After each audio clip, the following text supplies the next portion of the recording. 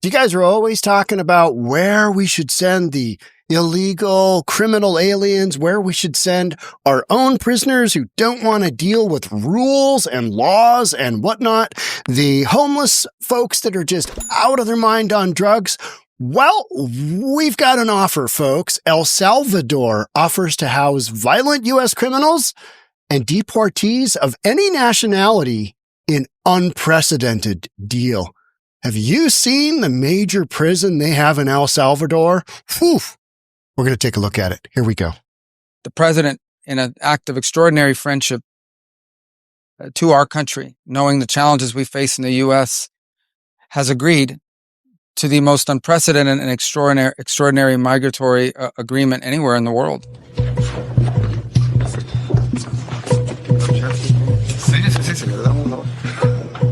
He has agreed to accept for deportation any illegal alien in the United States who is a criminal from any nationality, be they MS-13 or Tren de Aragua, and house them in his jails. And he's also offered to do the same for dangerous criminals currently in custody and serving their sentences in the United States. You betcha. Even if they're Let's do it. Or legal residents. Let's do it. I mean, what could go wrong? So, you know,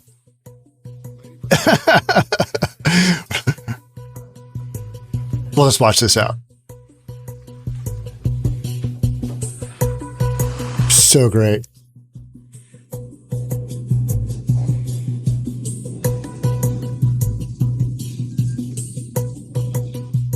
There we go. All right. Now look at how they treat their prisoners.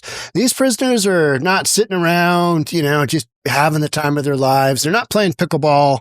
Look at them. They're all lined up in these big rows. You got these guys over here doing whatnot. You got people hustling to get in line. They have absolute control of these folks. They run around in these little outfits. I mean, I say, yeah. Now, the big deal is that, they're positioning this as El Salvador, out of the kindness of their heart, is willing to take our illegal criminal aliens and some of our more violent offenders. You're not going to get any Americans into El Salvador jails. That's not going to happen. But deporting other nationalities, oh yeah. Now, the big thing is El Salvador is going to get paid. They're doing this for money. This is a money deal. This is an opportunity deal. Hey, we'll take them. You betcha. That's what's going on here. Clearly, obviously. But they're going to couch it as we're willing to help out the rest of the world because they've got such a harsh criminal system. I mean, they have really dropped the hammer on gang activity. And this is how they've done it. They've rounded them up and they've got them in these high security prisons where they just pack them in like sardines. It's wild. Let's keep going. 1 in every 57 Salvadorians is incarcerated. That's interesting, right? Here we go. More examples. Now, you don't see that in a U.S. prison every day, do you? No, you don't. Zero control. Talk about control. That is absolute control. This is just, this is their model. This is how they do it. And these inmates have zero ability to get out of hand like they do here. It just, yeah. But human rights groups, they're worked up. They are not happy with this whole thing. El Salvador, they're violating people's human rights. Well, maybe those, convicted killers and murderers and rapists, maybe they impacted other people's lives and now it's time for them to pay their debt to society. This is how El Salvador is doing it. Maybe we should take a little bit of a lesson from El Salvador. El Salvador has agreed to house violent U.S. criminals and receive deportees of any nationality, U.S. Secretary of State Marco Rubio announced Monday, in an unprecedented and legally problematic deal that has alarmed critics and rights groups. This would be something that would just fall absolutely in line with Trump doing work. Rubio unveiled the agreement after meeting with Salvadorian President Nayib Bukele, I probably butchered that, as part of a tour of several Central American countries intended to consolidate regional support for the Trump administration's immigration policy. Yeah, we don't really care what you do, deport, don't deport, but hey, We would love to set up a contract where we take your overflow folks, or we take folks that other countries don't want to take, like Venezuela. Venezuela doesn't want to take back their own people because they've dumped out their own prison system. They're in general population now, out in society, and they're coming to the United States. And why wouldn't they? Because Biden was just so wide open on the border policy. Oh yeah, come on in. Let's all be friends. Let's kumbaya this moment. And then we've seen what criminal activity has happened and all that. So I think it would be very entertaining to see Venezuelans, Tren de Aragua, get deported one-way trip to El Salvador. That changes things. The threat of being incarcerated in El Salvador, in an act of extraordinary friendship to our country. I love it. I love it. He's just trying to be friends. He just wants to make friends with the Trump administration. They want to be buddies, right? I mean, everybody wants a friend. It's money. Come on now. Has agreed to the most unprecedented and extraordinary migratory agreement anywhere in the world. Now, the real question is will the U.S. take him up on it? I don't know. But it's certainly a good question, right? Could you see the lawsuits if the United States did do that? You're sending them where? Oh, it's terrible. Country will continue to accept Salvadorian deportees who illegally entered the U.S. He said it will also accept for deportation any illegal alien in the United States who is a criminal from any nationality, be they MS-13 or Tren de Aragua, and house them in his jails. Okay, game on. I say we roll the dice and just see how it goes. I mean, it's got to be worth a run through, right? In addition, Bukele has offered to house in his jails dangerous American criminals in custody in our country. Yeah. I mean, we offshore everything anyway, right? We sub it all out anyway, right? Yeah, a little work on the cars, a little bit of prison. I can't assure you, you're talking about prison appropriation. It's unclear whether the U.S. government will take up the offer. However, with questions around the legality of such moves, any effort by the Trump administration to deport incarcerated U.S. nationals to another country would face significant legal pushback. That's why that won't happen. That part won't happen. I'm going where? I'm going to El Salvador? I don't even know where that is. Get out your map, boys. Let's take a look. The U.S. is absolutely prohibited from deporting U.S. citizens. I don't think they should be. Hey, you're going to have to spend your time in, El Salvador. Whether they're incarcerated or not, said a law professor. Who cares? You're UC Berkeley. You're a loser. We don't care what you say. Bukele later confirmed the agreement with Rubio on X, saying in a post, "We are willing to take in only convicted criminals, including convicted U.S. citizens, into our mega prison in exchange for a fee." There you go. He's willing to do it for his friendship with his new friendship with Marco Rubio and President Trump. El Salvador's terrorism confinement center. It's not a prison, guys and girls. Let's be reasonable. It's not a prison. It's a terrorism confinement center. Oof. Commonly referred to as the CECOT. CECOT. It's the country's largest and newest prison with a maximum capacity of 40,000 inmates. Oof. That's an exciting place at about 2 a.m. with the lights out. Fee would be relatively low for the U.S., but significant for us, making our entire prison system sustainable, he added. It's all about money. It's all about economic development. It's all about creation of, opportunity, just getting places, and your country's going here, country's going here. Bukele has been credited with greatly reducing gang violence in the Central American country since launching a sweeping crackdown in 2022 that has seen more than 81,000 people jailed.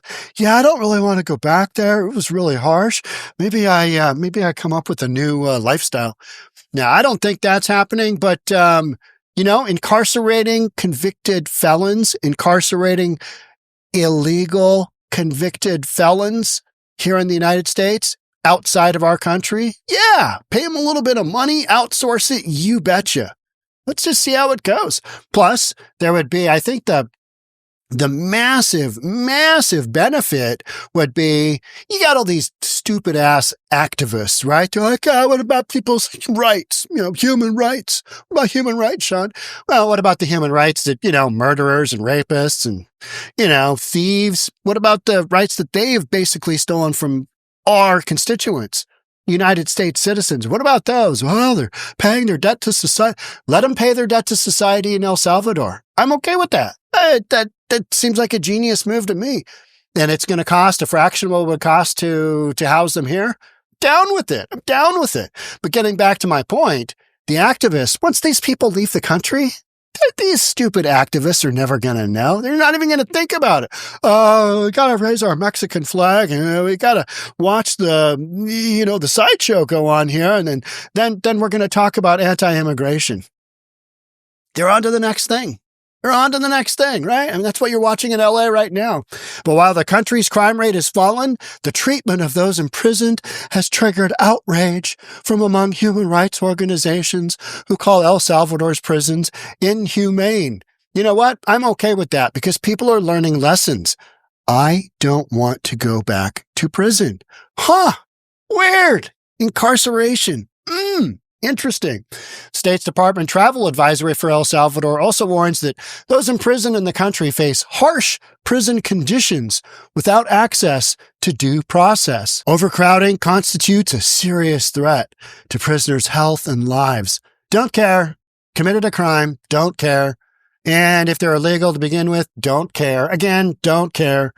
The advisory says in many facilities, provisions for sanitation, potable water, ventilation, temperature control, and lighting are inadequate or non-existent. Well, it's prison. You know what I mean? Yeah, it's prison. So, go back to 19th century, 20th century. Didn't have a lot of AC in the prisons back then, did you? No. Potable water? Well, I mean, roughly. Those within the Trump administration and the president's allies have been quick to praise the announcement, with Elon Musk calling it a great idea in a post on X, but rights groups condemned the agreement, and critics warned that such a plan could be part of democratic backsliding. Let's watch this quick little video here. Take a look at this. This is some shiznit here.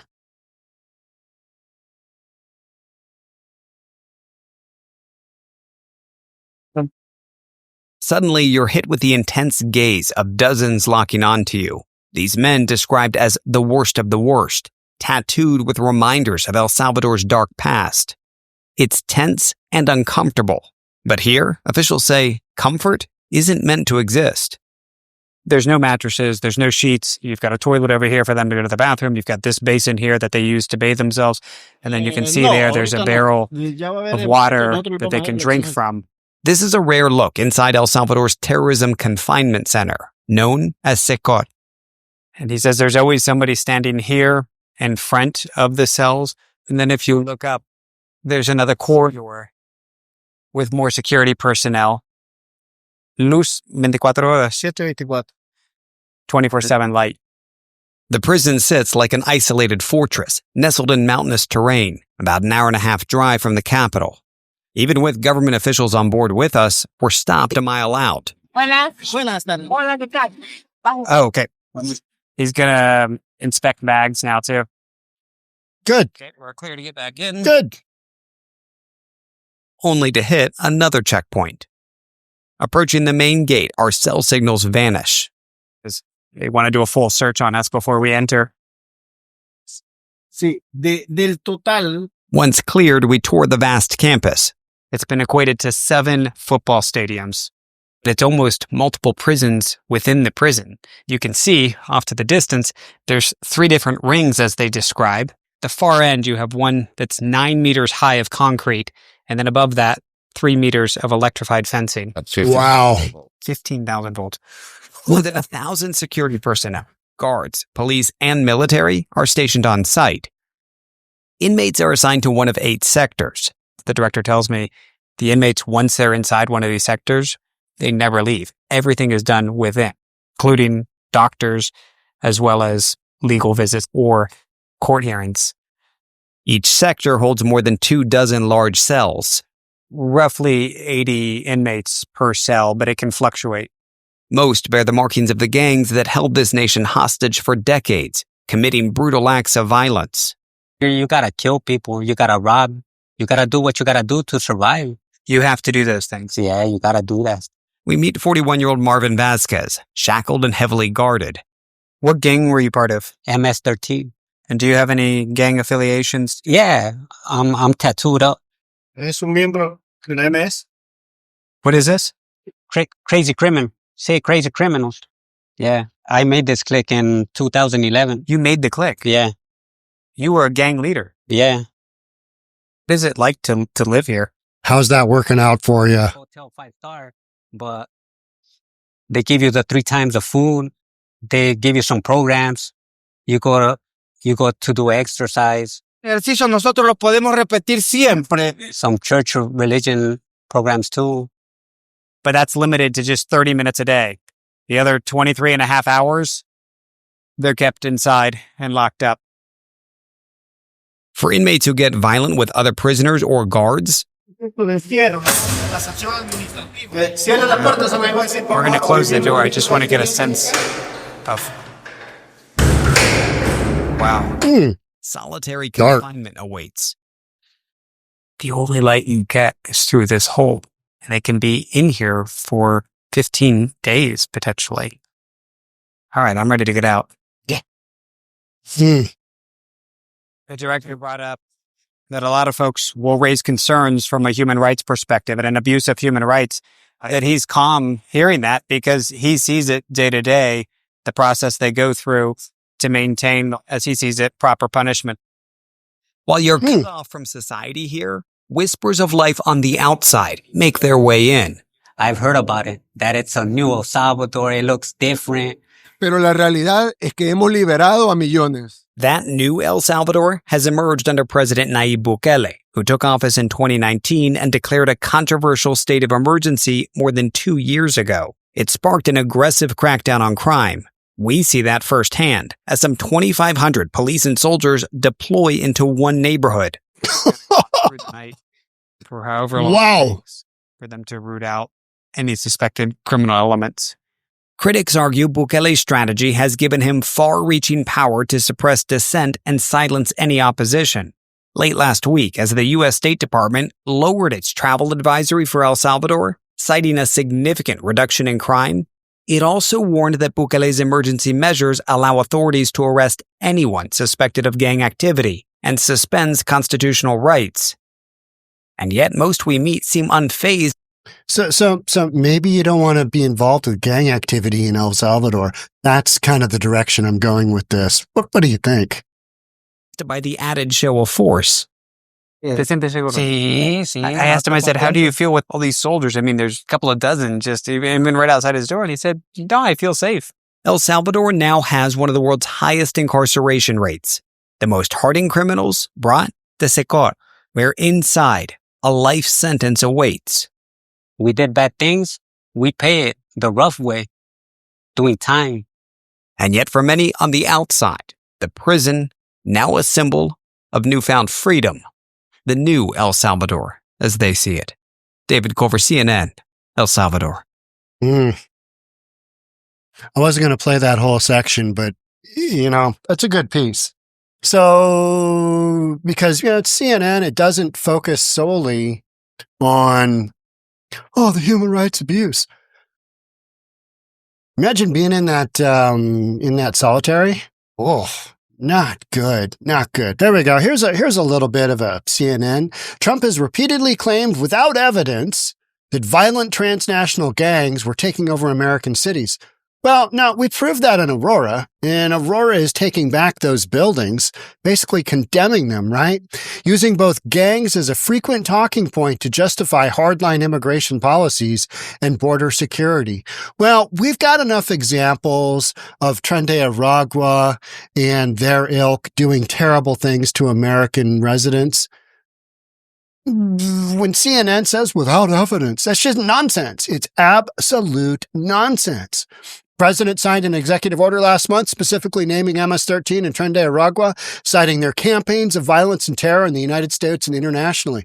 You betcha. And as we catch them, toss them off to El Salvador. Sounds like they're going to be happy to take on their new friends, right? The orders included a recommendation that the State Department start the process of designating Frente Aragua as a foreign terrorist organization, which they should be. They're a gang. They're a terrorist gang from outside of the United States. Do what you need to do. Crack down on them. So what I find super entertaining throughout all this is to watch Democrats try and defend Trump's policies of deporting criminal illegal aliens from the United States. There's just no way you can spin that to a rational person that, hey, these criminal illegal aliens shouldn't be in the U.S. What the Democrats keep doing and what everybody on the left and the far lefties keep saying is that little Johnny's being, literally picked up from his school and taken away. He's been taken away. He's been deported. That is not happening. That is not happening. So, this whole notion that Democrats are trying to protect these violent, criminal, illegal aliens that are being deported, it doesn't look good. The optics of that are truly, truly terrible for the Democrat Party. I personally, as a Republican, as somebody of reason, a little bit more conservative, more right of center, because everything has moved so far left. Anything that the Democrats do right now, I support, because they are literally just putting themselves in an even further, bigger hole.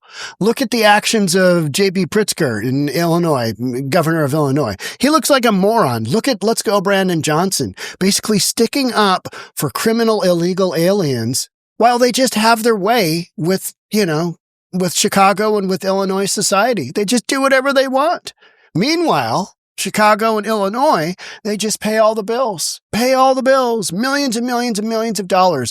Meanwhile, folks in Chicago and residents of Illinois, yeah, they're not getting any of this big cash money. So how does that look? What are the optics there? Optics here in Seattle, same thing. We got to protect our fellow brothers and sisters from beyond the border. Well, I'm not down with protecting the criminals. I'm not down with that. So, criminal, illegal alien, out you go. Out you go. See you later. Bye-bye. Right? Hey, goodbye. All right. I'm going to leave you with that. Thanks so much for being here. Catch up with you in the next one. Bye for now.